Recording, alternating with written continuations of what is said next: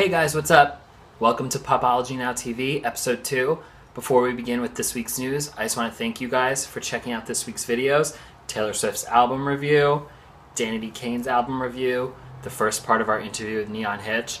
I appreciate all your guys' support. There's been great feedback, and I'm excited to roll out some more videos for you guys. So, I've got to be honest, there hasn't been a lot of news this week because this week belonged to Taylor Swift. In the matter of 1 week, she's managed to turn the entire industry around and become a force to be reckoned with. As most of you know, her 4th album was released this week. It's getting rave reviews from fans and critics. It's her first foray into pop, and it's not that bad. We're not huge Taylor fans, but we can't stop pressing play on this album. So how much is Taylor expected to sell this week? Well, the forecast keeps on growing, and if she has it her way, she's going to have the biggest debut of the year, and perhaps since her last album came out 2 years ago. A week before the release, it was predicted to sell 800,000 to 1 million. The day of the release, it was upgraded to a soft million. Then, on Tuesday, it was upgraded to 1 million plus. Wednesday, it was upgraded even more to 1.1 million to 1.2 million. That's a lot. Nobody scanned platinum this year, no one sold platinum this year, so it looks like, even by these expectations, Taylor's going to have a pretty sizable debut on her hands. If that wasn't enough, yesterday it was just announced that she would sell 1.2 to 1.25 million. That's incredible. Nobody sells like that these days.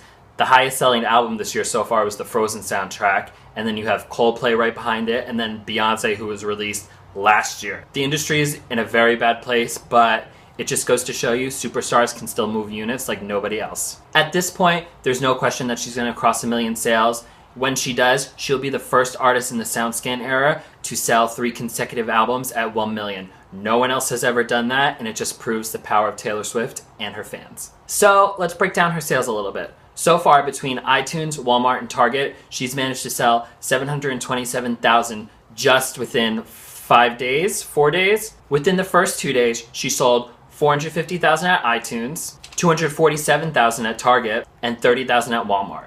Now, just going by those sales alone, industry insiders are predicting that she'll sell 600,000 at iTunes, 70,000 at Walmart, and 410,000 at Target. That's not even including any other realtors like Starbucks, Best Buy, anywhere else that would carry these CDs. It's just those 3 major retailers alone. So obviously, if she's at this point where she has over 700,000, you can imagine that these predictions of over 1 million, over 1.2 million, they're going to be very accurate. And after all, it does make sense, these numbers. She's had a very solid album rollout. We haven't seen this strong of campaign since maybe Gaga's Born This Way, and she also debuted with over 1 million. Granted, most of it had to do with her 99-cent discount at Amazon, but it was still a pretty enormous album debut.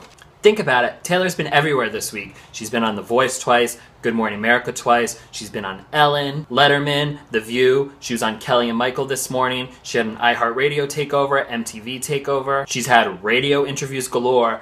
There's not a single person on this planet that doesn't know that Taylor Swift released an album this week. 1989 proves that Taylor Swift is now a musical superstar. She's at the pop hierarchy now with a lot of the greats. Some are even suggesting Beyonce and Justin Timberlake, both artists who have sold 1 million within the last year or so. There's just no stopping Taylor at this point. Blank Space goes to radio at November 10th, so you can expect a lot more from 1989 throughout the rest of the year. In other news, Danity Kane released their album DK3 this week, as well as Leighton Meester, who released her debut album Heartstrings. Speaking of DK3, Danity Kane fans, you're in for a little treat. Just because DK3 has come to a close doesn't mean we aren't going to get new music. Yanni is teasing that he's going to have some new DK tracks on his mixtape. There's no release date yet, but you can expect it very soon. Yesterday at PopologyNow.com, we introduced you to Shamir. He's an up-and-coming artist. He just signed to XL Recordings, home of Adele and FKA Twigs. He is incredible. You need to go to the site right now and listen to his new single, On the Regular. It has this Azealia Banks flow. It has this like 90s electronic, 70s disco vibe. It's crazy. It's totally original. It's just great. Just go listen to it. Moving into our pop divas, it was announced this week that Nicki Minaj is pushing back the Pinkprint. It's just by 3 weeks, Barb, so don't worry. The new release date is December 15th. But she did release a new single, Only, featuring Lil Wayne, Chris Brown, and Drake this week. It's produced by Dr. Luke. It has a simple urban beat. Everyone has equal time with their verses. It may not be the pop hit that a lot of pop fans are expecting, but it's a nice urban single that'll definitely chart high on urban radio. From one diva to another, we have Rihanna. Tomorrow is November. There have been no signs of Rihanna releasing so far. No lead single, no nothing. Does it look like we're going to have another Revember drought?